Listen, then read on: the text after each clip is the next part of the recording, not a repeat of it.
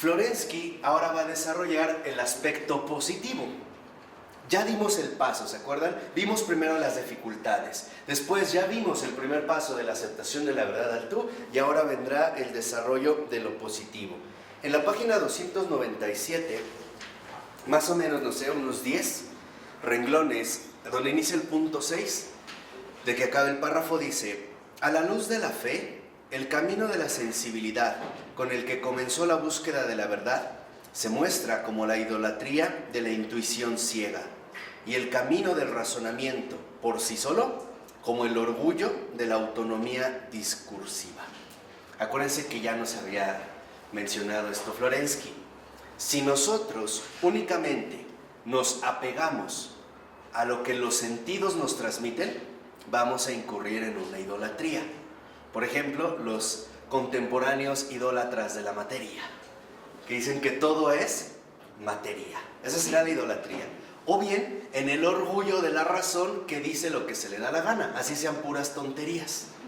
¿Por qué? Porque tiene una capacidad pensante. De hecho, eso es lo que nuestra cultura fomenta, ¿no? Hoy nos han hecho creer erróneamente que somos libres para pensar y decir lo que se nos antoje. Y por eso se dicen tantas estupideces, ¿no? En todos lados y en todos lugares. Porque aparte tiene que ser respetado, ¿no? Somos tolerantes. La tolerancia contemporánea no es más que la respetabilidad de la estupidez, ¿no? Esa es nuestra tolerancia, ¿no? Eres libre, di lo que quieras, así sean tonterías, ¿no? Bueno, hasta algunos les aplauden. Bien, por eso dice a continuación: pero el filósofo no volverá hacia estas vías superadas del conocimiento negativo, pues sabiendo que la experiencia muestra que la fe tiene siempre éxito, no podrá renunciar ya a su aspiración hacia el Dios desconocido en la invocación y la intuición del amor. Ahora, a partir de la invocación que hace rato mencionamos y de la intuición del amor, entonces Florensky ahora sí va a dar paso a los contenidos concretos de una filosofía positiva, o también, como él la llama, filosofía de la revelación.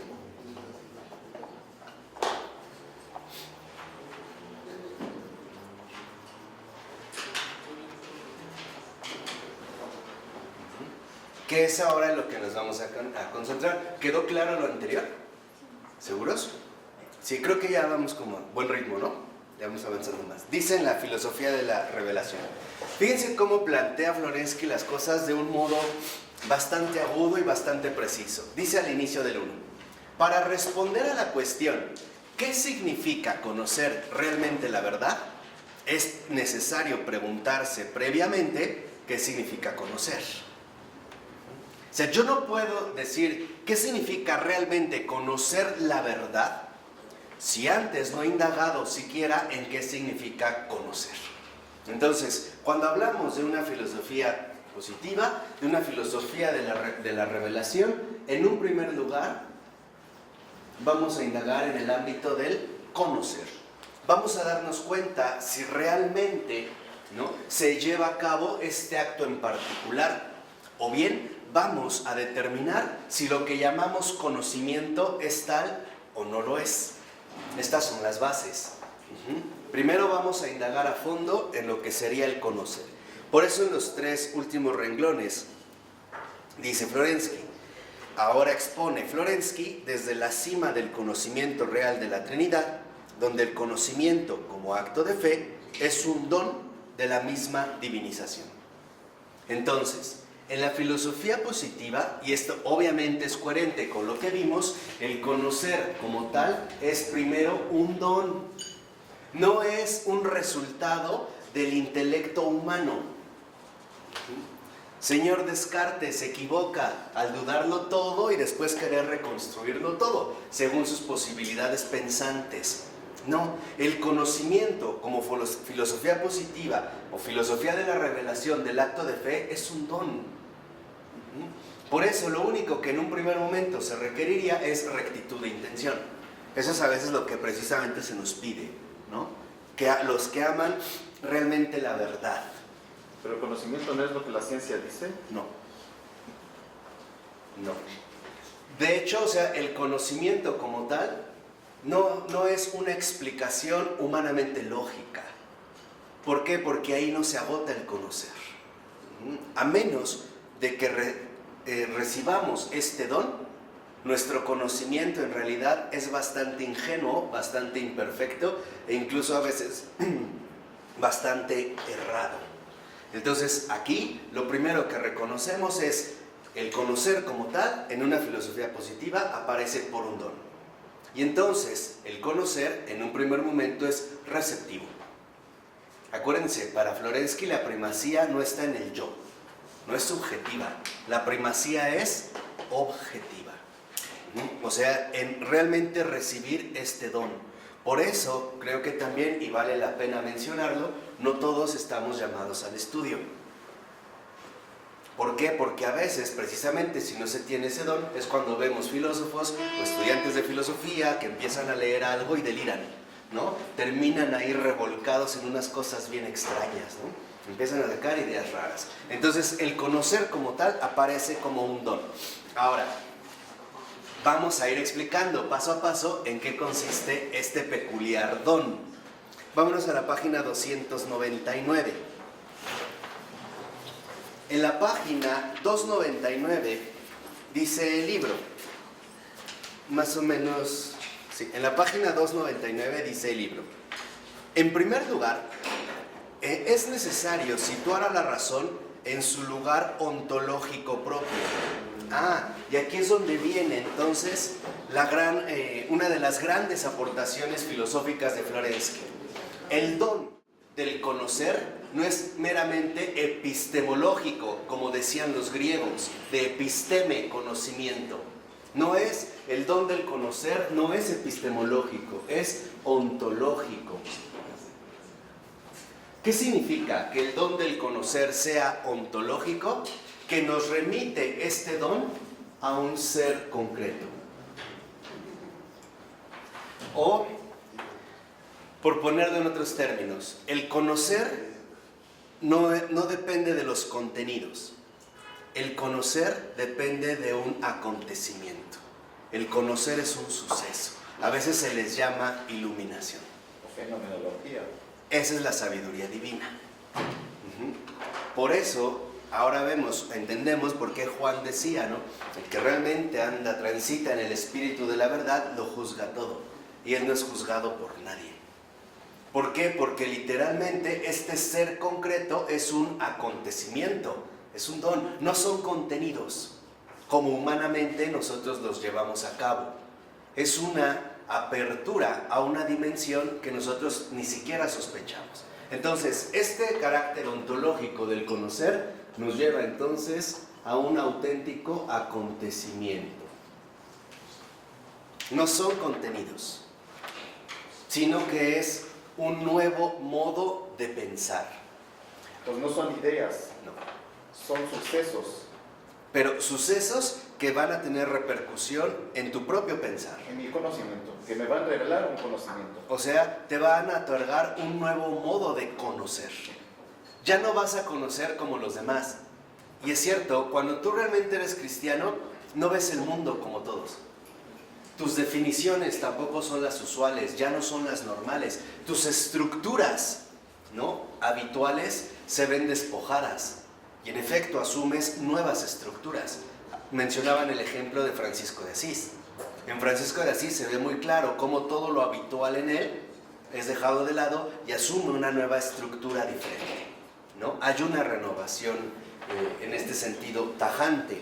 Por eso dice a continuación, Florensky critica la concepción de la razón autónoma, para la cual la razón es una dimensión absoluta y separada de la realidad viviente. O sea, como lo que insistía, que es lo que nos ha llevado a la estupidez, el suponer que podemos y además tenemos derecho a pensar lo que se nos da la gana, según nuestra propia capacidad pensante, que hoy con la mano en la cintura decimos racional. Y no es así. Es un don que se vincula con la razón en tanto nos conduce a la realidad viviente.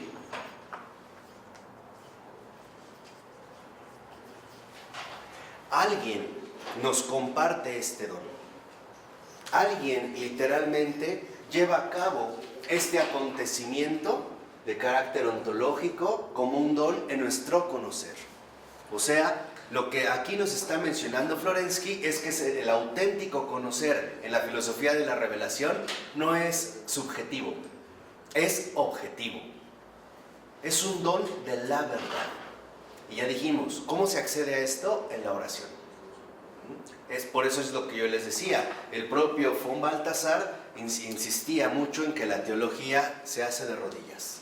La teología es arrodillada. No es algo que venga de mi propia capacidad pensante, sino que tiene que ser receptivo. Por eso, en este sentido, nosotros podríamos afirmar, ¿quiénes han sido los más grandes teólogos? Pues los más grandes santos. Lo que pasa es que en nuestra cultura, la profesionalización se ha desligado de la oración. Por ejemplo, hoy suponemos que porque alguien estudió filosofía, no necesita orar, ya lo sabe, ya lo leyó. O porque alguien estudió medicina, no necesita orar, porque ya tiene los libros, ya recibió los contenidos y ya puede realizar su oficio, que en realidad está pensando en un beneficio. Hoy se suele pensar que si alguien estudió Derecho, no necesita orar, ya está escrita la Constitución, va a los libros, los consulta y ejerce su profesión. Y no es así. Hoy suponemos que si alguien se casó, pues van a tratar de llevar una convivencia humanamente aceptable, y no es cierto. Ante todo se requiere oración. Esa es la realidad viviente. Trabajes, estudies, hagas o deshagas, lo que realices, se requiere esta oración. Entonces, el conocer como tal es un acontecimiento que va a repercutir directamente en mí desde la realidad viviente. No es desde mí. O sea, en otras palabras, el conocer no es un resultado humano, es una iniciativa divina. Si lo ven, estamos, ¿no?, a partir justamente de un esquema distinto. Husserl, por ejemplo, este gran filósofo, al menos el primer Husserl de las investigaciones lógicas, particularmente el tomo 1, también el tomo 2, Husserl no le va a llamar acontecer o realidad viviente, le va a llamar objeto, le va a llamar fenómeno. Donación. Y este fenómeno u objeto que se manifiesta a mí a través de una donación. De tal manera que en Husserl el sujeto no queda precisamente en primer lugar, sino que lo que aparece en primer lugar es la donación del objeto. Esta donación del objeto, en términos fenomenológicos, podríamos decir que da como resultado un nuevo conocer. A este nuevo conocer, Husserl le llamaba precisamente fenomenología. Así nada más como dicho de paso. Por eso dice a continuación, esta razón por sí misma, como dianoia, ahí está en griego, ¿no? Esta razón por sí misma, como dianoia, está condenada a la irrealidad. O sea, si nosotros no acudimos al don ontológico de la realidad viviente, nuestro supuesto conocer no va a ser más que pura irrealidad, o también pura tontería. Haremos un montón de elaboraciones lógicas, humanas, pero de fondo también muy irreales. Ahí lo tenemos, por ejemplo, en el caso de Darwin. Es más, el propio Darwin en sus cartas le decía a sus amigos, amigos, esto solo es una teoría. Es una opción, es una teoría. Si tú le dices eso a alguien, va a pensar que estás loco. Ah, claro. ¿Por qué? Porque dentro de su esquema eso ya está fijo, ¿no? Y en realidad es una teoría. Entonces, esta realidad viviente, como un acontecimiento del conocer, precisamente a nosotros nos libera de la irrealidad, de la pura especulación humana, de los engaños del propio pensar. Por eso dice a continuación, dice, la razón solo es real como logos, cuando está enraizada en la vida global del hombre. Ahí está la clave. ¿Cuál es este ser que aporta un don a mi conocer? Esta realidad viviente como tal es el logos. Pero no el logos en sentido griego como esta especie de superrazón que engloba todo. No, sino más bien como el logos por el cual fueron hechas todas las cosas. O sea, el verbo hecho carne. Ese es el verbum. Por eso en latín, precisamente al traducir esta palabra logos, no lo traducen precisamente como tratado o cosas así, lo traducen como verbum, el verbo. Es esta acción dada, es el verbum. Es entonces, por decirlo así, ahora entrar a participar del logos divino. Y eso es lo que hace el nuevo modo de pensar cristiano. Por eso yo les decía, en realidad incluso las exigencias de inteligibilidad del cristianismo para el mundo son inaceptables, ridículas, escandalosas y chocantes. Al que te golpee la mejilla izquierda, ponle la derecha, no va. Al que te pida el manto, dale también la túnica, va. Hay un choque. Entonces, para Florensky, el conocer como tal, el conocer real, el conocer fecundado por la realidad viviente, no es más que el conocer unido a logos, al verbo. Por eso es lo que yo les insistía hace un momento. ¿Y esto cómo se logra? A través de la oración. Si nosotros vivimos sin oración, prácticamente todas nuestras decisiones van a estar equivocadas, tarde o temprano. Estarán entonces, en este sentido, fuera de la verdad. Entonces, el que no está en el verbum, es lo que dice Cristo, tienen ojos y no ven. Que si no puede conocer, no ve, se va a quedar ciego. Tiene los ojos, pero no ve. Pero ¿cómo abre los ojos Cristo? Cuando lo recibimos, me abre los ojos de mi corazón, para que yo vea y sea vulnerable a las necesidades del otro, a mi alma, a todo, ¿no? Pero lo que estás diciendo finalmente es, si no estoy en los logos, estoy en la ignorancia total, porque no conozco nada. En lo irreal.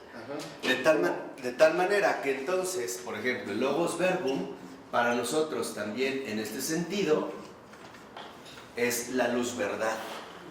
Cuando uno no está con la luz, entonces uno está con las tinieblas. ¿Y qué son aquí las tinieblas? Lo que el propio Señor nos enseñó, las tinieblas del error, las tinieblas de la irrealidad. Cuando uno está en un error, cuando uno no se deja auxiliar por la luz verdad, lo que nos queda son las tinieblas del error, las equivocaciones que cometemos. ¿Por qué? Por seguir muchas veces nuestros propios criterios humanos. Yo les pongo un ejemplo muy sencillo y muy contemporáneo. Hoy suponemos, por ejemplo, que cuando una persona está enferma de gravedad, y ya es por lo regular mayor de edad, nuestro criterio humano nos dice que lo mejor es llevarlo de inmediato a un hospital, para que ahí lo atiendan. Pero esto no es así, porque hay situaciones concretas de una persona mayor donde se pone grave, donde lo único que quiere es estar entre los seres más cercanos, estar entre su familia, porque eso es lo único que le da seguridad. Y no literalmente que lo lleven a morir a un hospital, donde nadie lo conoce, donde está solo, donde están los ruidos mecánicos. ¿Por qué seguimos este criterio tan tonto? Porque no lo hacemos de acuerdo al ¿qué? A logos. Lo hacemos de acuerdo al error. De tal manera que entonces nuestro conocer proviene de este logos, luz verdad, de este verbo, que en pocas palabras es la razón divina. Él es el maestro, ¿no? Él es el que literalmente nos va educando o nos va conduciendo por el camino de la verdad. ¿Por qué? Porque nuestra capacidad humana es muy limitada y muy finita, y a veces, aunque tengamos buena intención, las cosas no precisamente son así desde la verdad, son mucho más profundas. Y eso es lo que nos enseña el Logos. Lo que el Logos dona al conocer es la capacidad de darse cuenta de la verdad de las cosas, en su raíz última, cosa que hoy, por ejemplo, no hacemos. Y esta es precisamente una de nuestras principales dificultades. ¿Por qué la vida está puesta patas para arriba hoy en día? Porque no nos dejamos guiar por el Logos. Hoy más bien estamos como encaminados o dominados por el error. Vean todos los criterios tan extraños que asumimos, las formas tan inhumanas que incluso observamos y que muchas veces también practicamos día con ¿qué? Con día. Eso es vivir en las tinieblas. Acuérdense también Juan, la luz vino a las tinieblas, pero las tinieblas no la recibieron, no la quisieron. Aquí es donde entraría literalmente el don del conocer. Dice a continuación, pensemos lo que pensemos de la razón humana, podemos afirmar de antemano que es un órgano del hombre, realidad viviente, fuerza efectiva del hombre. Entonces, el conocer como tal, desde esta perspectiva para Florensky, es una fuerza. Es una fuerza para la verdad. El conocer de Logos es la fuerza que él nos da para poder ver las cosas en su realidad. Es como San Pablo cuando se recibe el don, es que se caigan esas como escamas de los ojos, ¿no? Esto que nos estaba literalmente nublando. Esa es la fuerza del conocer. O sea, nosotros también tenemos un conocer no para especular lo que se nos da la gana, sino para poder también contar con esta fuerza que nos llevaría en último término a la comprensión profunda de la verdad de las cosas. Nosotros lo vemos a Jesús en la cruz: Padre, perdónalos porque no saben lo que hacen. No lo saben. Estamos, por así decirlo, ¿no?, en ciertas tinieblas. Y esto es en lo que insiste Florensky. Pensemos lo que pensemos de la razón humana, lo primero que tenemos que darnos cuenta es que en el conocer está llamada también a ejercer como una fuerza. Este es el crecimiento intelectual al que nos ha llevado Florensky hasta el día de hoy. Sí, claro. Aquí está el crecimiento, en cómo conocemos y cómo la razón responde a este conocimiento. La manera de conocer las cosas, claro, los fenómenos. Claro. Y aquí está el crecimiento intelectual que nos ha traído Florensky, la verdad. Exactamente. Increíble. La teodicea, lo que él llama teodicea. Y conocerlas a la luz de la verdad.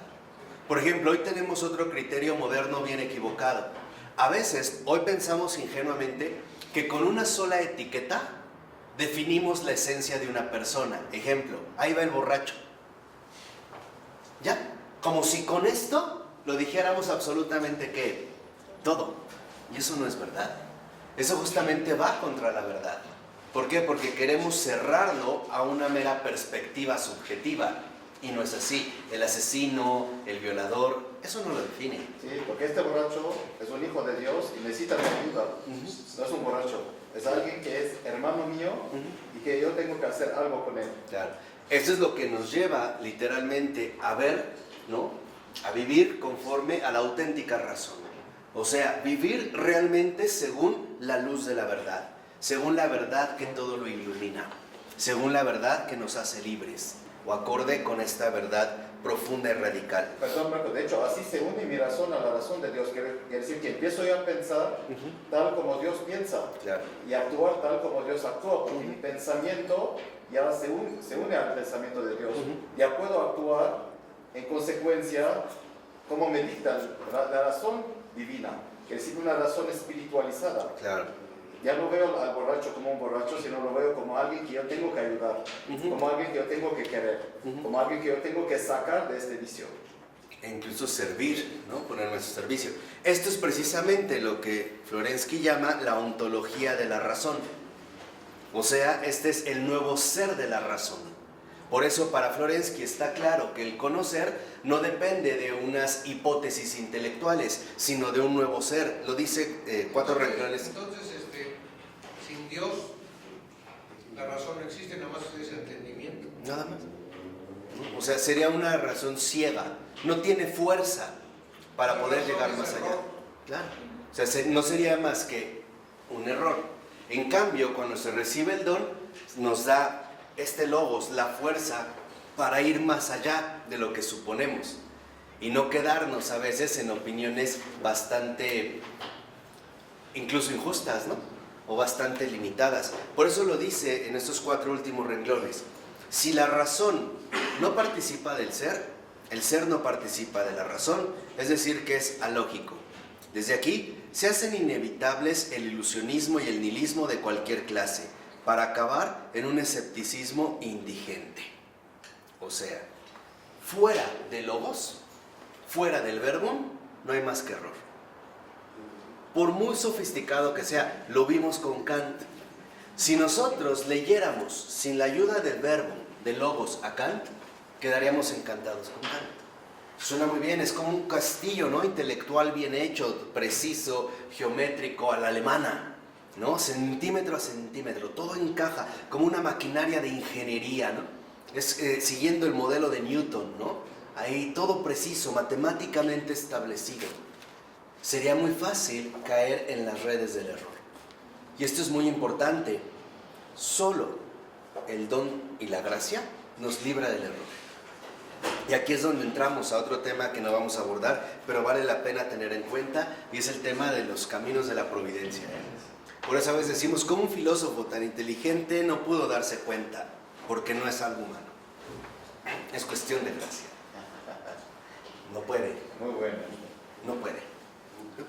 O sea, si no es tocado por esta gracia, no puede. Así tenga una superinteligencia, no puede. Se extravía. Entonces, esto sería como el contenido profundo del don del conocer. O sea, de este ser concreto, de esta razón ontológica. De este ser o la razón que es según la luz y la verdad. ¿Pero por qué dice que la razón es un órgano del hombre? Sí, o sea, un órgano como ¿En qué sentido el órgano? parte de lo que somos, como algo nuestro, como el hígado, por ejemplo, o el estómago. O sea, no es una mera cuestión extraña, también forma parte, es parte de nuestro organismo, es orgánica a nosotros. Porque si no recibe el don del Espíritu, queda como cualquier cosa. Si piensa, es porque ha recibido algo de Dios. Es un órgano como cualquiera, que decir, no es capaz de producir pensamiento, ¿sí? sino por la gracia. Es un don. Sin la recepción de logos, estamos en el error. Llámese Platón, llámese Aristóteles, llámese el Agustín Pagano, llámese Hegel, llámese Heidegger, llámese el que se llame. Si no estamos realmente, si no somos partícipes del logos, de esta razón, estamos en el error. ¿Son que la realidad? Claro, o sea, ¿por qué? Porque vemos y ya nos dimos cuenta que la verdad es algo objetivo. No es algo que nosotros podemos elaborar por cuenta propia. La verdad no es subjetiva. Platón tendrá enseñanzas extraordinarias, pero en el fondo es un error. Ahora, ¿cómo es posible que la realidad se esconda también? No es tanto que se esconda, Bueno, que no la podemos ver Por el pecado fácilmente. original. porque estamos trastocados por el pecado, eso sí. O sea, nuestro modo normal de pensar, o lo que nosotros llamaríamos nuestro modo habitual de pensar, no es más que un modo equivocado de pensar. Por eso yo una vez les comenté, ya no me voy a regresar, pero les dije, nuestro pensar es una costumbre, es un hábito. A nosotros nos acostumbraron a pensar de cierta manera, bajo ciertas estructuras. El pensamiento es nuestro órgano intelectual, con lo cual también Dios nos ha formado o nos ha creado. Pero involucraría, en pocas palabras, una auténtica filosofía, una profunda renovación de nuestras costumbres e incluso de nuestras costumbres intelectuales. ¿Cómo se va a llevar a cabo esta profunda renovación de nuestras costumbres? Invocando al Logos vivo y verdadero, pidiéndole auxilio. ¿A quién? A Dios. Hoy hemos caído al ridículo que en lugar muchas veces de pedirle a Dios, le pido un brujo, un chamán que me ayude o que me diga qué va a pasar, o qué está pasando, si me va a ir bien o no me va a ir bien. Y ahí es donde empezamos nosotros a darnos cuenta cómo nuestra razón está herida de muerte. O sea, sin el Logos vivo y verdadero, sin la luz verdad, estamos en las tinieblas. No podemos salir por cuenta propia. Y es en serio. Habría, decía Florensky, que experimentarlo. Pero si ustedes han experimentado lo que es estar en el error, hundido en el error, de esa fosa de las que habla el Salmo, de las aguas que se desbordan, y haber salido o haber sido sacado, como Pedro, de las aguas pestilentes a la luz de la verdad, saben de lo que estoy hablando. ¿Cómo es posible entonces que la buena gente le dé más importancia al pensamiento que a la realidad? Porque eso no ha sido siempre, eso es moderno. Ese es el capricho moderno. Esta primacía que se le da al pensamiento o al yo es el capricho moderno. Y estamos hablando de gente muy inteligente. Pero quizá también muy soberbia. El querer hacer las cosas por cuenta propia. El ejemplo claro es Descartes. Descartes, con la mano en la cintura, dice, vamos a dudar de todo, todo. La tradición, el pasado, lo que me han dicho, todo. Vamos a empezar desde el puro pensar. Vamos a empezar a pensar desde el cogito. ¿Qué dio como resultado? La cultura en la que vivimos. El suponer que podemos llegar a conclusiones acertadas siguiendo nuestros propios criterios. O sea, sin renunciar al yo. ¿Cómo era antes? ¿Cómo que cómo era? ¿Cómo era antes ese modelo? ¿Ese modelo? Antes ¿Cómo de... era antes ese modelo? La prioridad está en Dios. Esto es lo que, por ejemplo, incluso históricamente nos hace percatar que del año 400 al 1400, por dar una cifra, que es el periodo más largo históricamente vivido, que es la Edad Media, los criterios de vida son completamente distintos. Aparece la caballería, la sociedad, el honor, la palabra. Incluso sabían que prácticamente en esos 1000 años no hay ni un solo caso de un suicidio notable. No había suicidios. No los hay. Hoy en día hasta hay infantiles. Eso es justo lo que da mucho que pensar. O sea, hoy, en pocas palabras, nos creemos desligado de todos y de todo, incluido de Dios. Entonces, estábamos nosotros mencionando precisamente cómo en el conocer se da un acto real, ¿no? También hay un acontecimiento ontológico. Nuestro modo de conocer se ve también transformado. Ahora, ¿en qué consiste? Y lo habíamos mencionado hace un momento. En la 299, más o menos a la mitad del último párrafo, dice Florensky: conocer consiste para el cognoscente, o sea, para el sujeto, en salir de sí, o lo que es lo mismo, para lo conocido, en entrar realmente en el cognoscente. El conocimiento es la unión real del cognoscente y de lo conocido. Entonces, aquí es donde ya Florensky detecta que en efecto se lleva a cabo una unión. Yo lo voy a tratar ahorita de mencionar en términos más usuales. Lo que está diciendo Florensky es que en esta unión del conocer, ¿no?, que es a lo que él se refiere, participa el sujeto y el objeto. El sujeto es el cognoscente y el objeto sería lo conocido. Ahora, en esta relación, dice Florensky, se da una unión. ¿Por qué? Porque el objeto como tal es siempre objeto para un sujeto. Tiene una referencia, diría Husserl, tiene una intencionalidad, que más que de Husserl es de Brentano. Pero lo que nos dice es, el objeto no está ahí como objeto para sí mismo, sino que está en donación para un sujeto, se refiere a un sujeto. Ahora, dice Florensky, pero el sujeto a su vez está ahí en relación al objeto. No formamos, por así decirlo, cosas aisladas o distintas, cosas separadas sin ningún tipo de relación profunda. De hecho, como lo explica, por ejemplo, von Balthasar, en la Teológica, en el volumen número 1, en el apartado del sujeto y el objeto, lo que él también reconoce es que, por ejemplo, el objeto en cuanto tal no está terminado, porque depende de la confirmación del sujeto. O sea, una cosa, la que quieran, cualquier objeto, está ahí de una forma incompleta. ¿Por qué? Porque el sujeto está llamado a recibir al objeto y darle una plenitud que el objeto no puede alcanzar por sí mismo. Llámese un nombre, llámese una utilidad, llámese una descripción, una función, etc. Y el sujeto también no está completo porque está llamado a correlacionarse con el mundo de los objetos, con el mundo, vamos a decirlo así, circundante. De tal manera que entonces, entre el sujeto y el objeto, lo primero que tiene que prevalecer es una adecuación. ¿Otro ser o otra persona cuenta como objeto o es un caso diferente? Es un caso distinto, pero al menos en la dinámica del conocer es la misma.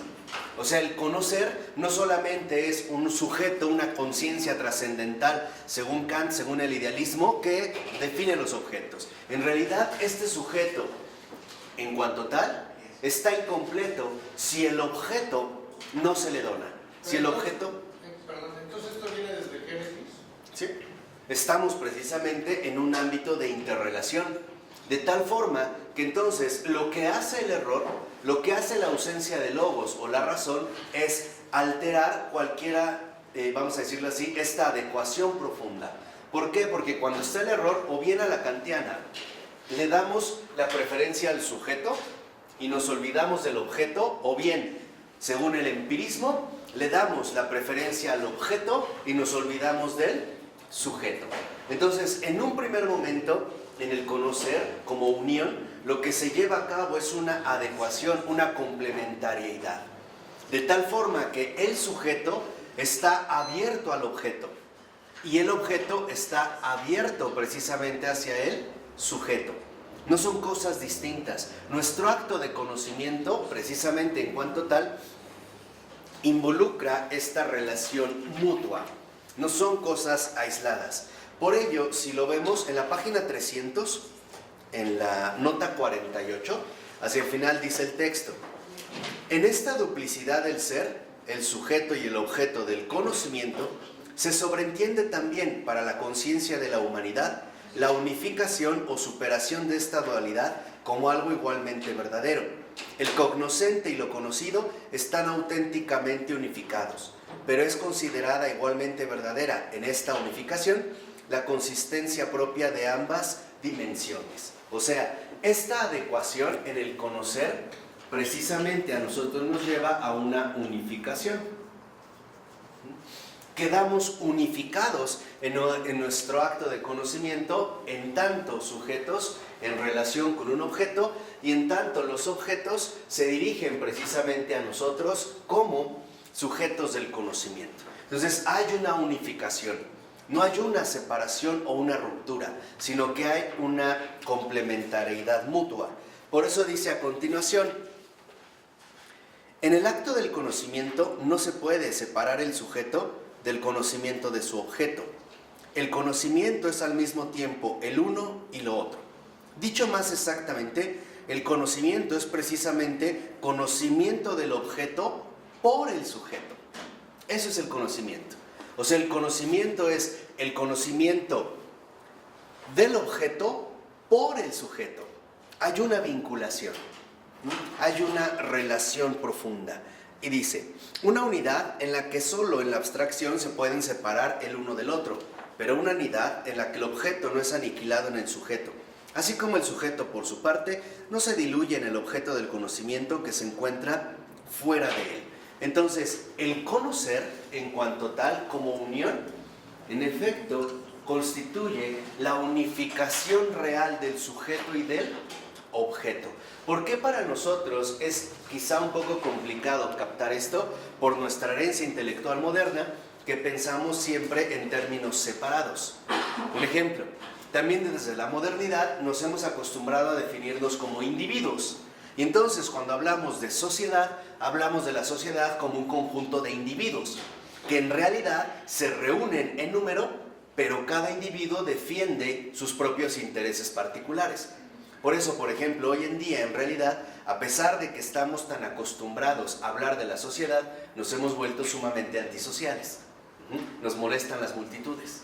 O alguien que interrumpa mi camino, alguien que maneje lento, alguien que se atraviese por la casa, como que hoy precisamente no estamos viviendo una adecuada unificación. De tal manera que el conocer en cuanto tal es un proceso unificado. No es separado. No podríamos hablar del sujeto puro, como supone Kant, y tampoco podríamos hablar de un objeto puro. O sea, no podemos hablar de sujeto sin objeto. Y no podríamos hablar de un objeto sin un qué, sin un sujeto. Esto al menos en el esquema más básico. Por eso dice a continuación ahora Florensky que lo que nosotros debemos de captar es lo que podríamos llamar la esencia y la energía. Entonces, aquí Florensky dice, bueno, en esta unión del conocer, nosotros debemos de tomar en cuenta esencia y energía. Vamos a ver en este sentido de qué está hablando Florensky, a qué se refiere precisamente con esto de esencia y de energía. Y lo dice en la siguiente nota de la 301, en la siguiente cita. Dice, si esto es así, lo que ahorita mencionamos de la unificación, entonces los seres pueden, manteniendo inconfundible la propia esencia, permaneciendo irreducibles el uno al otro, unirse auténticamente entre sí por medio de sus energías. Aquí lo que vemos es que entonces el sujeto y el objeto, a pesar de formar un acto único de conocimiento, no pierden su esencia. O lo que es lo mismo, aún en el acto del conocimiento, el sujeto sigue siendo sujeto y el objeto sigue siendo objeto. ¿Pero por qué se vinculan? Porque tienen una energía. Y esta energía fundamental es la donación. Esta es la energía profunda de ambos. Tenemos una energía de donación. Entonces, en un primer momento, la energía nos va a conducirnos a nosotros a la donación. Yo creo que un ejemplo concreto sería el hombre y el sol, por ejemplo. ¿Qué sería ellos en este objeto desde el sol? Y a pesar de que lo calienta, no hay una confusión entre ellos. El sol sigue siendo sol, la persona sigue siendo persona, ¿no? O sea, se conserva la esencia y lo que realmente se pone en marcha es la energía. Por eso dice a continuación, entonces esta unificación puede ser pensada no como una yuxtaposición de actividades, no como un choque mecánico de un ser con el otro, sino como una interpenetración mutua de las energías, como un coactuar, sinergia, en la cual no van ya separadas una energía de la otra, sino que se ha producido algo nuevo. Entonces, lo que detecta Florensky es que el acto de conocer a partir de la esencia y de la energía, en la unificación, lo que el conocimiento en realidad nos aporta es algo nuevo. Algo nuevo porque es algo integrado por la aportación del sujeto y por la aportación del objeto. De tal forma que entonces aparecería algo distinto al propio sujeto y algo distinto al propio objeto. Surge algo nuevo. Es como hablar de leche con chocolate. Cuando yo las mezclo surge algo nuevo. No es pura leche y no es pura chocolate. No es puro chocolate. Estaríamos hablando de una leche con chocolate, una malteada de chocolate, ¿no? Daría como resultado en el propio conocer algo nuevo. Por eso dice a continuación, la reunión mutua de los diversos seres no es pensada entonces de un modo mecánico, sino orgánico, o más profundamente aún ontológico, como una unión conyugal en el conocimiento, del que nace un tercero, un hijo, y este hijo que participa del ser del padre y de la madre, es por eso mismo más que la mera suma de la energía del ser, de la autorrevelación de ambos padres. Este hijo es el conocimiento, el fruto de la comunión del espíritu que conoce con el mundo conocido. Entonces, esto algo nuevo que nos aporta el propio conocer es un fruto. Y a este fruto es precisamente a lo que le llamamos conocimiento. En síntesis, o dicho brevemente, el conocimiento no es un producto aislado del sujeto, como podría sostener, por ejemplo, el idealismo. El conocimiento no es un producto aislado del sujeto, y tampoco el conocimiento es un resultado aislado del objeto, como sostenía el empirismo.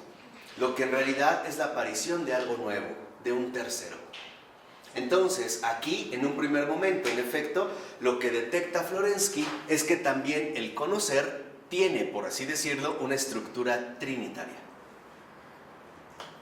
Está encontrando también la huella de la Trinidad, incluso en el acto mismo del conocer. Se conserva la esencia y, de hecho, si nosotros avanzamos un poquito, veremos cómo, por ejemplo, en la Trinidad, aunque el Padre en su donación se da al Hijo, el Padre sigue siendo el Padre. Aunque el Hijo se da o se dona al Padre, sigue siendo el Hijo. Entonces, el sujeto y el objeto, cada uno tiene su propia esencia, pero también tiene su propia energía.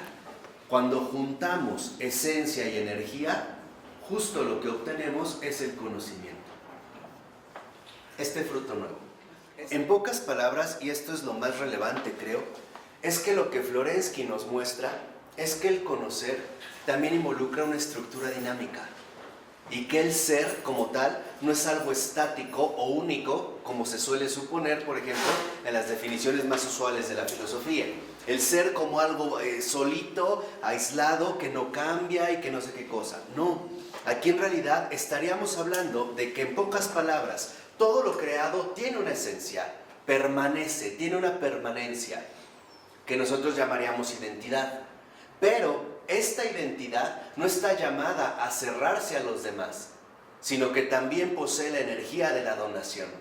O sea, también nosotros en nuestro ser estamos llamados al servicio mutuo, a la disponibilidad mutua, a la apertura mutua. Y esto no hace que yo pierda mi esencia. No va a hacer que la pierda. En realidad, mi esencia es el principio de afirmación para después poder llevar a cabo una adecuada donación. Por ejemplo, lo vimos en el esquema anterior, dijimos, para renunciar al yo, tengo que tener la esencia del yo, tengo que tener claro a qué estoy renunciando. Si no, no se trataría de una verdadera renuncia. Aunque tengo la esencia del yo, aunque en mí hay una esencia como yo, también poseo la energía, por ejemplo, para renunciar a este yo. Entonces, la esencia como tal no es tan definitiva como se supone, porque tiene una dinámica propia. Por ejemplo, en el caso de la madre se ve bien, que es también un poco lo que menciona Florensky. Si la madre está enferma por alguna razón y de repente el hijo llega malo, la madre se para, esté como esté. ¿Por qué? Porque en ese caso la madre no se queda únicamente en su esencia, sino que realmente se concentra en su ¿qué? En su energía. Se pone al servicio, aunque ella se sienta mal. De hecho, eso es lo que hace el amor. Lo que hace el amor es entregar la esencia a la ¿qué? Donación. A la donación. Por eso una mujer tan extraordinaria como Teresa de Calcuta decía, no des, date. No se trata de dar, se trata de darse. O sea, poner en pocas palabras la esencia al servicio de la ¿qué? De la donación. Esa es la energía. Poner nuestra esencia al servicio de la donación. ¿Cómo Heidegger atacó esta teoría? Pues en primer lugar, cerrando la cuestión del objeto como un ente, el sujeto como un ente, el único que tiene autocomprensión del ser, y quedándose atrapado en la esencia del ser o lo que se está buscando la esencia, sin la posibilidad de encontrar un propósito más elevado, por ejemplo la donación. Cerrándolo a cualquier tipo de donación y entonces hundiéndolo en la muerte, en la nada.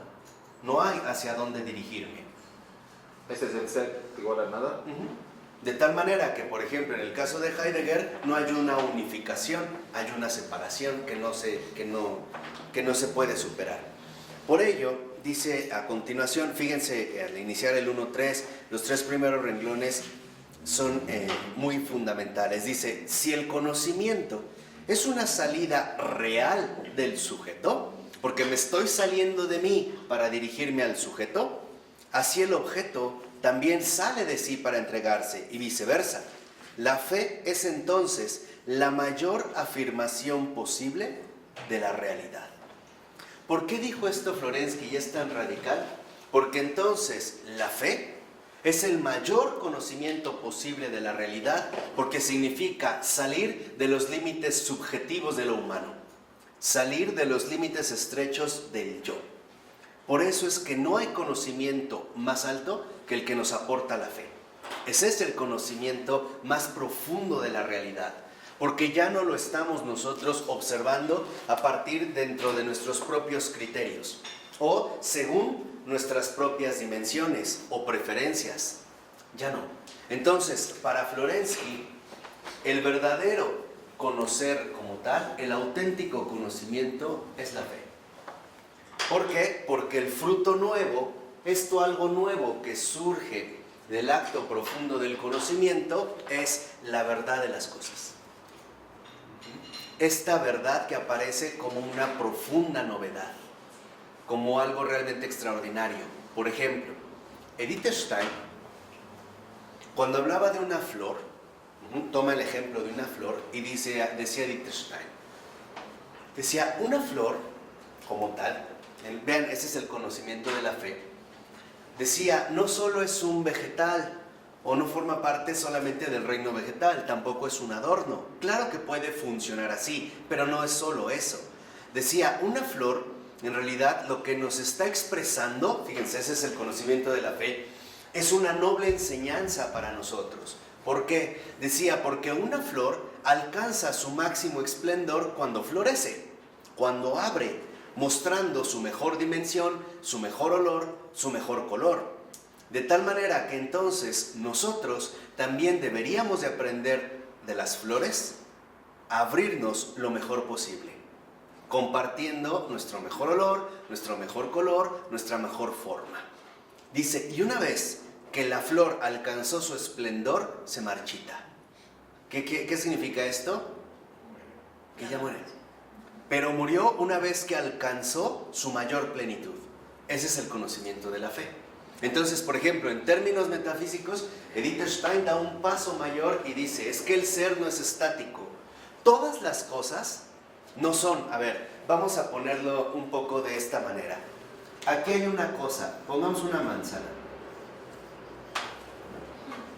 En nuestro habitual modo de pensar, nosotros suponemos que Dios le dio el ser y entonces la manzana sigue siendo manzana, ¿no? Por ejemplo, hizo la manzana y entonces como que le dio cuerda. La manzana va a seguir siendo ¿qué? Manzana. Y dice Edith Stein, no es así. Fíjense el cambio, esa es la fe. Dice Edith Stein, es que en una cosa el ser no está aquí, el ser está aquí. ¿Qué quiere decir? Que la manzana sigue siendo a cada instante manzana, porque a cada instante Dios le sigue donando el ¿qué? El ser. Esto es muy fuerte, porque lo que se da cuenta de Edith Stein es que todas las cosas a cada instante son algo nuevo. Empezando por nosotros. Por nosotros y por todo ¿qué? Lo demás. De tal manera que aunque yo observo una flor y la veo como estática o continua, en realidad esta continuidad, esta duración es porque Dios a cada instante, a cada momento le está donando precisamente el ¿qué? El ser. Entonces el ser no está atrás, está adelante. Esta es una situación extraordinaria. ¿Por qué? Porque esto precisamente nos muestra cómo Dios siempre está al pendiente de su creación. Cada cosa, dice Edith Stein, es algo nuevo. No es un ente arrojado, sino que está sostenido por una donación infinita, por una donación ininterrumpida. ¿Qué es lo que nos puede explicar la donación constante e ininterrumpida del ser? Que tal como lo llamamos, en realidad el ser no es más que ¿qué? Amor. Entonces, nosotros somos porque Dios nos sigue regalando el ser. No es que nos hizo y ya, nos dio como cuerda hasta que muramos, no. Cada instante es algo nuevo. Cada instante. ¿Qué instante nos alimenta? Cada instante, o sea, cada momento, cada instante, cada cosa, cada aspecto es siempre algo nuevo. ¿Por qué? Porque Dios lo sigue sosteniendo. Entonces, lo que vemos en realidad es que si nosotros permanecemos, no es más que por un acto puro de amor. Por puro amor. ¿Por qué somos? Por puro amor. ¿Por qué la flor es una flor? Por puro amor. De tal manera que entonces lo que Dios hace en estos términos es regalarnos el ser. Por puro amor. No es que me hizo, me creó, como nosotros solemos pensar equivocadamente y ya. No. En realidad Él me creó y me sigue Creando. O sea, el Amando. ser como amor es una recreación. Me recrea y me ama. El amor es lo que hace, recrea todas las cosas. Pues si puedo pensar con mi cerebro, porque siempre lo está recreando. Exactamente. ¿Por qué puedo yo mover ahorita mi mano? Porque Dios me sigue dando este ser. Me sigue tomando en cuenta para ser partícipe de este ser que solo Él mismo puede dar, que solo Él mismo puede generar. De tal manera que entonces ahora podemos ver las cosas como tales no solo fueron hechas, las sigue haciendo a cada que. Entonces, digamos que el ser es como un anzuelo. Nos ha creado y al mismo tiempo nos va jalando hacia ¿qué? Hacia Él. No hay una interrupción. El ser no es, como decía Heidegger, algo perdido, ahí extraño que se ocultó. No, el ser sigue activo. El amor no se ha detenido. El amor sigue triunfando, el amor sigue vivo. El amor en ningún momento se ha detenido. Él no ha dejado de operar, no ha dejado de trabajar ni un solo instante. Sigue literalmente sosteniéndonos en el ser, llamándonos así. Por eso es lo que les decía, cualquier cosa en realidad es algo nuevo. Entonces en el juicio es una gran vergüenza para nosotros, ¿no? Ver cómo rechazamos un amor tan increíble, ¿no? Claro, y más después de Cristo, ¿no? Decía, si yo no hubiera venido no tendrían pecado, ¿no? Es eso, más después de la verdad. O sea, en el hecho de que nosotros, por eso yo una vez se los dije, en términos metafísicos lo que podemos decir es muy sencillo, somos, pero aún no hemos llegado a ser. Somos algo, pero aún no hemos llegado ¿qué? A ser. Y esto lo percibimos. ¿Quién lo ha dicho eso? Yo. No. En plenamente eres. ¿No está en la Biblia? ¿Así como tal? ¿Sí? ¿No es bíblico? Seguramente sí. ¿San Juan o algo? No. No, a lo mejor es cuando San Juan decía, no solo nos llamamos hijos de Dios, sino que lo somos. Ah, ok. Somos. Pero, sí, o sea, tiene una fuente bíblica. ¿Por qué? Porque lo que somos está siendo sostenido y atraído hacia el ser. Por ejemplo, nosotros incluso lo experimentamos de manera bien ordinaria. ¿Cuántas veces no te das cuenta que aún no eres como debieras? O que te faltan cosas por cambiar, o que te faltan cosas por mejorar. El ser para nosotros es el imán que nos atrae, es nuestro modelo, es nuestra luz y es nuestra guía. Por eso es muy importante que nosotros seamos plenamente conscientes de lo que somos y de lo que estamos llamados a ser. En términos más radicales, más escandalosamente cristianos, lo podríamos decir, debemos ser muy conscientes de lo que somos y de lo que todavía nos falta llegar a ser a través del ¿qué? Del amor. Por ejemplo, cambiando un poco esta referencia, podríamos decir, amamos, pero aún no hemos comenzado el amor. Jugamos a amar, ¿no? Como niños que empiezan a hacer ahí sus dibujitos mal hechos, pero bueno, lo intentamos.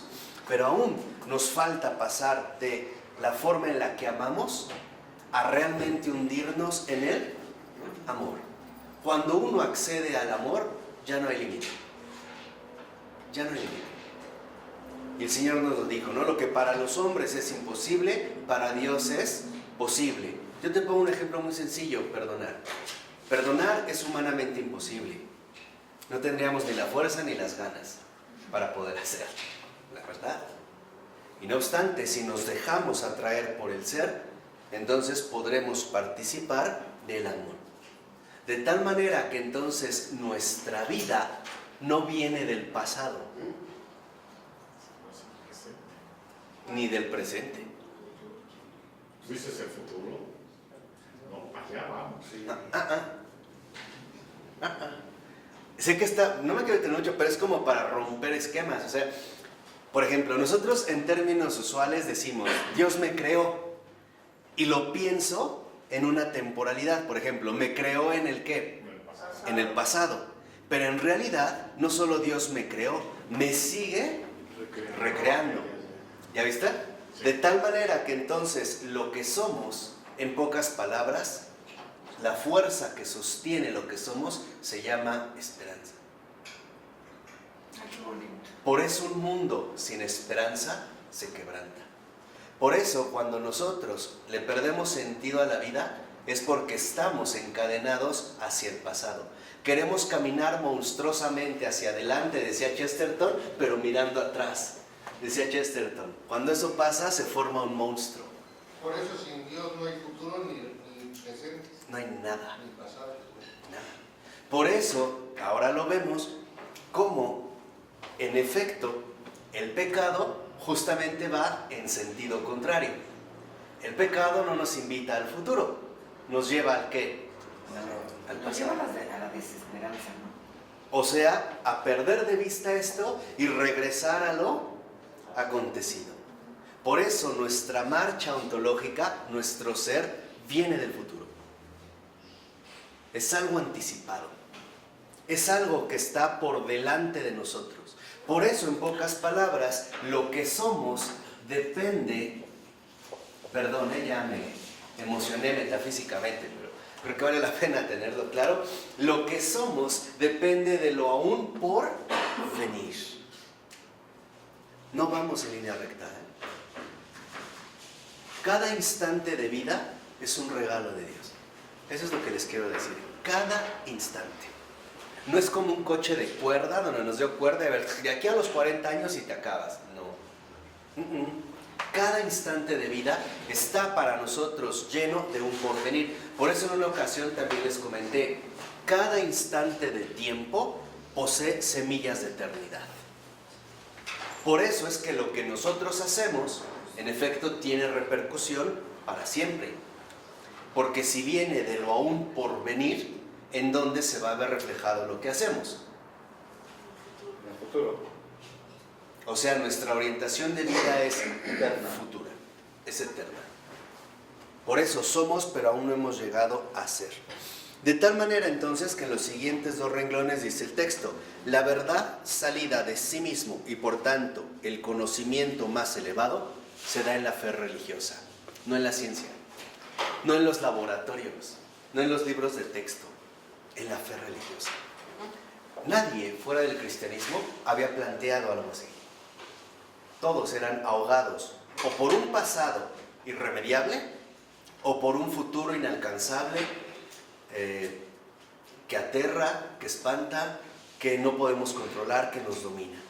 Por eso los paganos estaban aterrados por el destino. ¿Por qué? Porque no tenían una seguridad de lo que va a pasar.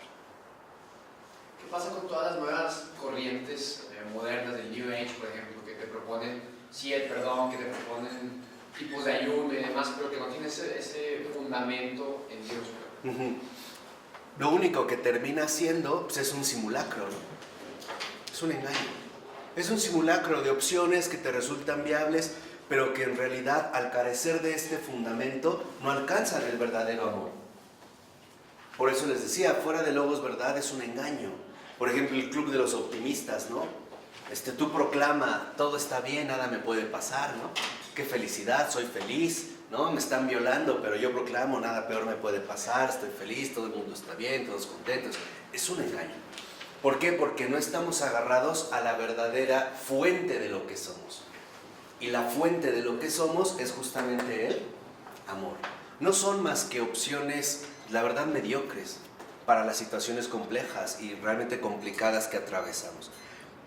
Por ello, 4 renglones abajo dice el texto, hablando con propiedad, solamente la persona, que es lo que comentó Mauricio, es cognoscible y solamente por una persona. ¿Qué significa esto? Que además de la adecuación primaria, básica, fundamental, que se da entre el sujeto y el objeto, el verdadero amor como conocimiento solo es personal. Solo se puede dar de persona a persona. Por ejemplo, tú puedes amar mucho una planta, pero nunca como a otra persona. Hoy en día, para nosotros, el estar fuera de la razón nos ha llevado a incurrir, por ejemplo, a amar más a una mascota que a otra persona. Y ahí vemos las consecuencias, ¿no? Hay madres que se preocupan más de que el perro tenga croquetas antes de que su hijo ya haya comido o necesite un consejo. Eso es lo que nos distorsiona. Por eso es lo que les decía, fuera de la razón, fuera del amor personal, vamos a caer prácticamente en situaciones bien exóticas. Nos vamos a pegar a lo que ya nos había mencionado Florensky, a la idolatría de las cosas, ¿no? Hoy, por ejemplo, alguien puede ir en su coche, atropelló a una persona, se baja, lo primero que hace es voltear a ver de reojo el coche, ¿no? A ver qué le pasó. Después veré al atropellado. Es más, luego justamente lo que más les duele es su coche, ¿no? Alguien, por ejemplo, te pisa y lo primero que te limpias es el zapato. Ni siquiera preocupamos del pie o qué ocurrió. lastimamos el zapato. Aquí es cuando salimos nosotros de una situación personal. Por eso dice a continuación, en el rengloncito de abajo, dice Florensky, el conocimiento no es la captación de un objeto inanimado por un rapaz sujeto cognoscente. O sea, ahí está el objeto y yo me lo apropio. Es una comunión moral y viviente entre personas, cada una de las cuales es el objeto y el sujeto de la otra. El conocimiento es radicalmente relación personal. Entonces, cuando nosotros realmente ingresamos al conocimiento supremo, que es el de la fe, es porque ya este amor personal también se manifiesta como una relación. De tal manera que entonces la fe lo que hace es ponernos en relación. Ponernos en relación los unos con los otros. Y nosotros lo vemos, por eso también el propio Jesús nos indicaba, ámense los unos a los otros, como yo los he amado. No como puedan, como les guste o como quieran, como yo los he amado. O sea, literalmente entonces ponerse en relación. Y lo vemos que en último término a esta situación precisamente Florensky le va a llamar un acto eucarístico. ¿Por qué acto eucarístico? Porque en este ponerse en relación hay una transformación profunda de ambos. Fíjense lo que dice al inicio de la 303. Dice, como unión, ya habíamos hablado de la unión real, de lo cognoscente y de lo conocido, el conocimiento reproduce las leyes de la unisustancialidad trinitaria. Dice Florensky, el conocimiento substancial, entendido como el acto del sujeto cognoscente, y la verdad sustancial, entendida como el objeto conocido de real, son de hecho una misma cosa, a pesar de que la razón abstracta las distinga. Esta relación personal, esta unión como conocer, es un acto. No es una idea, no es una cuestión abstracta, es realmente un acto. Es más, ahorita lo podríamos mostrar muy claro. ¿Cómo nos damos cuenta de la donación del objeto? Con la memoria. ¿Con la qué, perdón? La memoria. Tan se me dio que incluso me quedó algo que... Grabado. grabado. Un ejemplo concreto, por favor. Yo vi una montaña y en una ocasión puedo volver a hablar de la montaña. Sí se me dio, sí lo recibí, sí se me dio. E incluso se me quedó un recuerdo. Porque me tranquiliza la belleza de la montaña. Claro, ¿no? así es hacia donde vamos, a la belleza. Aquí veremos, lo que quiero que vean es que se trata de un acto. No es solo una cuestión intelectual, se queda una presencia viva, una huella viva. ¿Qué es lo que dejan las cosas en nosotros? Huellas, huellas vivas. A estas huellas vivas precisamente les llamamos recuerdos. Estos recuerdos, estas huellas, son tan vivas que incluso hay recuerdos que nos vuelven a conmover, con el llanto, la alegría, la molestia, la tristeza, la desesperación. O sea, estamos vivos. El sujeto kantiano es un cadáver, no vive, es una abstracción. Y lo que nos recuerda a nosotros Florensky es, nosotros sí estamos vivos, estamos realmente vivos. Por eso dice a continuación, 2 renglones abajo, el conocimiento se convierte de este modo en comunión. Entonces, la fe no es otra cosa más que un acto de comunión. Esta es la fe. Comulgamos los unos con los que, con los otros. Entramos en una comunión, incluso dentro del conocimiento.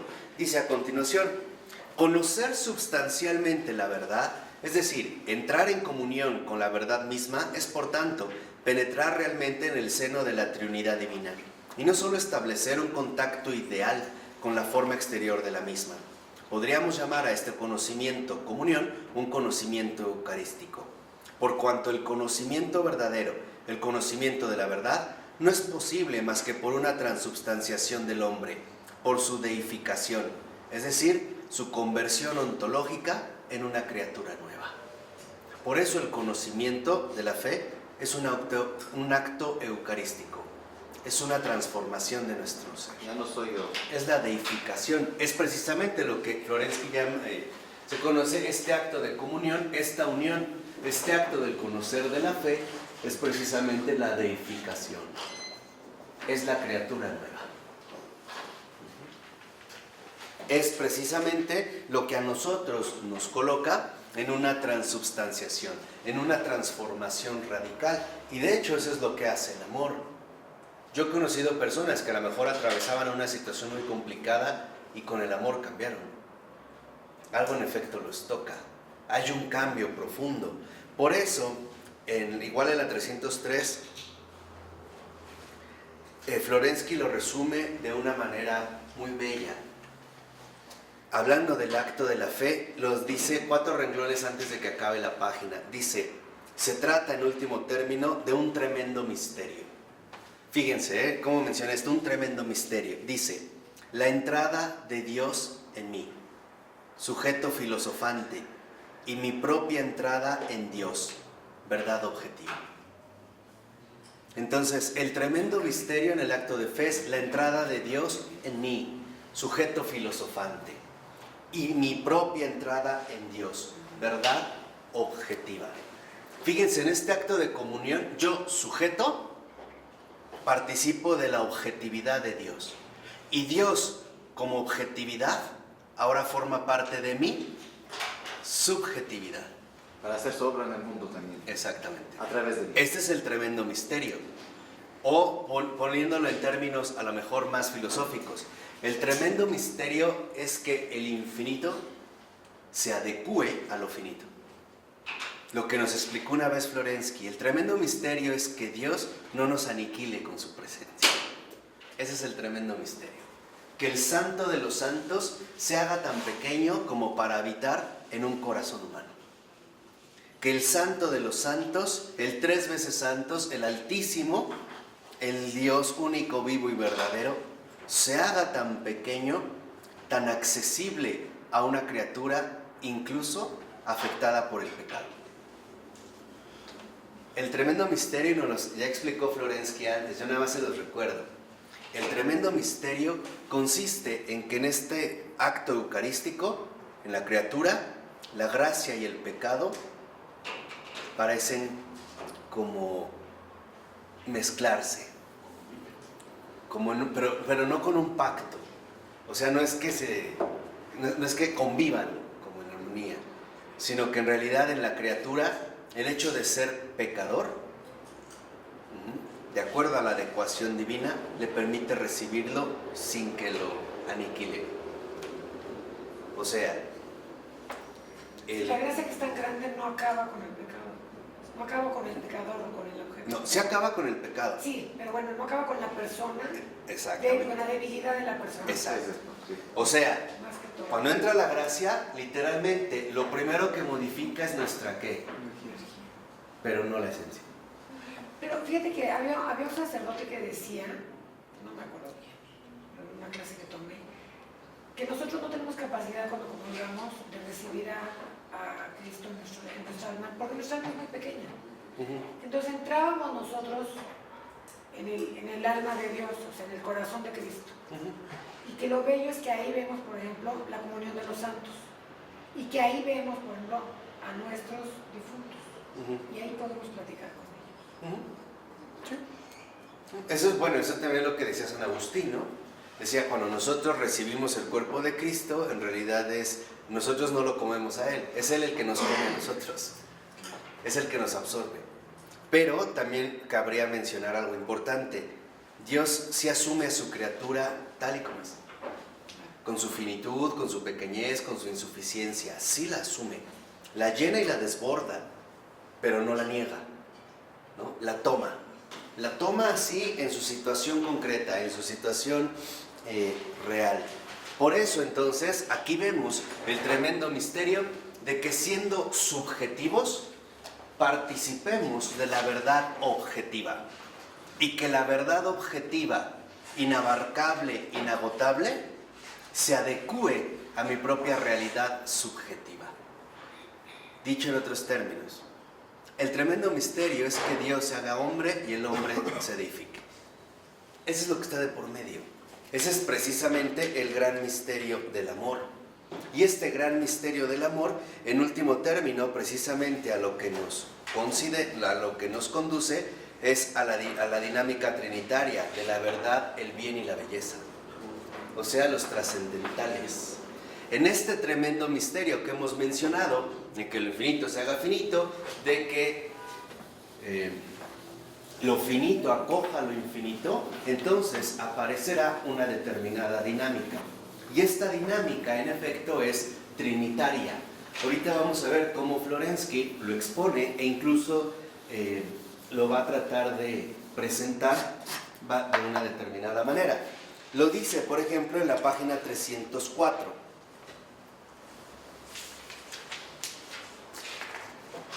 Fíjense, en los últimos 4 renglones dice el texto: podemos considerar el tú, ya hablamos de él, como el objeto divino del conocimiento y de la relación, y el yo y el él como los dos modos, el subjetivo y el objetivo del sujeto humano. Si se pasan a la 305, verán ahí cómo hay un esquema donde muestra la comunión, la verdad sustancial, el yo objetivo, el sujeto filosofante. En el primer cuadro dice el modo tú, para el otro es amor, el tú es amor. En el primer modo, el yo, considerada por mí, dentro de mí, a partir de mí, es conocimiento. En el tercer modo, el yo objetivo, como un tercero, para mí objetivada, como objeto es belleza. Aunque aquí parece como muy esquemático, el propio Florensky lo explica de esta manera. A partir del 4 renglón dice el libro: mi conocimiento de Dios, percibido en mí por otro, es amor a Él. O sea, el amor nos hace salir de nosotros mismos. Cuando realmente tú amas, amas a alguien. No te amas a ti mismo. Y este amor es amor por alguien. Cuando tú dices, siento amor, en realidad este amor está sostenido en alguien más. No es algo incluso que tú puedes brotar. Por ejemplo, muchas veces, aunque te lo quieras proponer, no te puedes enamorar de alguien. ¿Cuántas veces un hombre te cortejó y era el hombre ideal y tu corazón no se movió?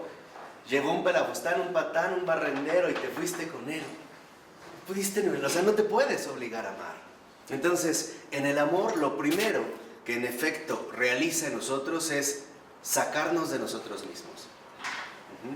De hecho, como también los medievales lo tenían bastante claro, en el amor solo hay ojos para el amado. Ustedes pueden checar este libro muy bonito de un beato, ¿no? De Ramón Llull, que escribe un libro que se llama El libro del amigo y el amado. Y habla del amado y del amante. Dice, en el amor solo hay ojos para el amado. Eso es el amor. Cuando tú sientes que amas es porque te estás sosteniendo de alguien, ¿no? Te estás remitiendo a alguien. Por eso dice a continuación, considerado como un objeto por un tercero, lo que es amor a otro es visto entonces como belleza. Entonces, ¿dónde se manifiesta la belleza? En el otro que a mí me sostiene. La belleza proviene literalmente de otro. Por eso incluso no es nada extraño que incluso en términos humanos, la persona amada la vemos muy bella. Tal vez más de lo que es, ¿no? Puede tener 4 hileras de dientes, pero diremos que es hermoso. Siempre. Exacto, o sea, se transfigura. ¿Por qué no entendí? ¿Por qué lo vemos así? Porque en la fuerza del amor transfigura al sacarnos de nuestros propios criterios y pone al descubierto la auténtica belleza por sí misma, no según tu gusto, Por eso dicen el amor es ciego. sino según lo que expresa, ¿no? Según lo que va manifestando. Por eso, fíjense, lo dice igual 2 renglones abajo. Aquello que para el sujeto del conocimiento es verdad, para su objeto es amor hacia él. Y para el que contempla el conocimiento del objeto por el sujeto, es la belleza. Entonces, para Florensky, en pocas palabras, esta triada, estos que se consideran los trascendentales, no es más que los elementos, por así decirlo, centrales de la propia vida espiritual, pero examinados desde 3 puntos de vista. Si nos vamos a la página 306, con esta vamos a terminar en este párrafo, dice: la vida espiritual, en tanto que surge de mí, en cuanto que tiene su foco en mí, es la verdad. Entonces, si nosotros hablamos de vida espiritual, y es lo que estuvimos nosotros comentando hace un momento, en mí se llama verdad. Una verdad que recibí, una verdad que invoqué. No es producción mía, no es algo mío, es la invocación de la verdad en mí, es percibida como verdad. Dice a continuación: percibida como acción inmediata del otro, es el bien. Entonces, en mí, en el otro, por ejemplo, a veces incluso en nuestras situaciones ordinarias notamos que nos hace bien estar con alguien, que nos beneficia. Este estar bien con alguien que me remite a otra persona, en mí se manifiesta como ¿qué? Como verdad. Empezamos a ver esta dinámica y dice a continuación: contemplada objetivamente por un tercero como algo que irradia al exterior, es la belleza. Entonces, en mí, en el otro, por otro, es la belleza.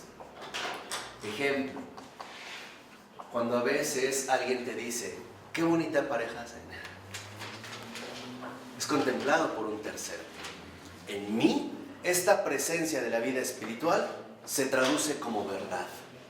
El otro es el bien que me sostiene, y por otro, un tercero, lo voy a poner aquí, por otro, es decir, un tercero, se confirma entonces y se conjuga esta belleza. De tal manera que entonces a lo que conduce a Florensky es a decir: esta es la ley que expresa la dinámica de la única vida espiritual. La verdad manifestada es el amor. El amor realizado es la belleza.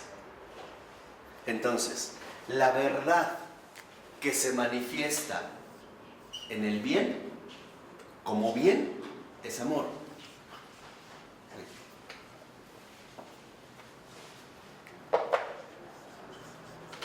La verdad manifestada como bien es amor.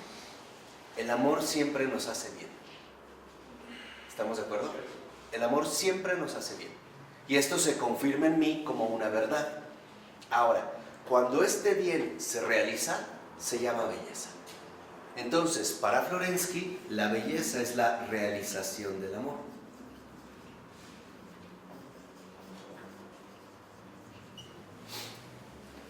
Aquí Florensky Yo no entiendo la diferencia en el otro o por el otro.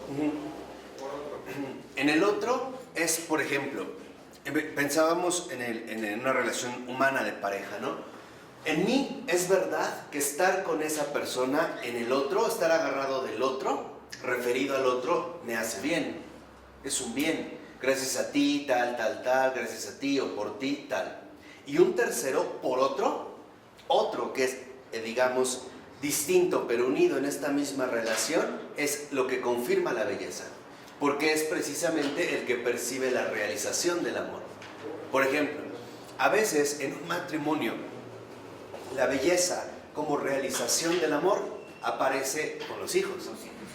Cuando los padres ven al hijo, en ellos, ahí ya se ve una realización del amor, más grande que ellos mismos. No dicen: mira, los brazos y las piernas son tuyos, el tórax es mío, ya no hay partes. Hay algo, vamos a decirlo así, que se desborda. Y aquí, literalmente, lo que involucra es un tercero. De hecho, nosotros vamos a ver la siguiente ocasión cómo precisamente Florensky relaciona los trascendentales con el Padre, con el Hijo y con el Espíritu Santo. Veremos cómo en efecto al Padre toca en esa esencia total de la verdad, al Hijo que se entrega por el bien y a la realización de la obra del Hijo por el Espíritu Santo, que no es más que la belleza.